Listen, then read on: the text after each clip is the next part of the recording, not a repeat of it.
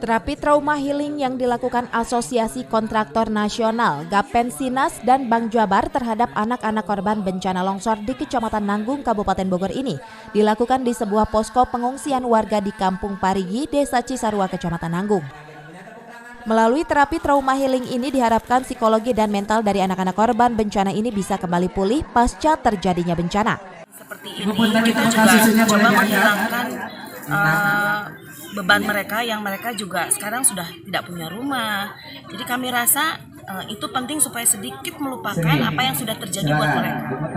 Mungkin nanti akan dirindinkan, kami terpanggil kalau misalnya memang ada hal-hal seperti ini. Kami juga ikut berpartisipasi turun ke masyarakat. Terapi trauma healing seperti ini memang wajib diberikan agar nantinya psikologis dan mental anak-anak korban bencana bisa kembali pulih dan bisa kembali menjalani kehidupannya dengan normal. Dari Nanggung, Kabupaten Bogor, Mande Jajar melaporkan.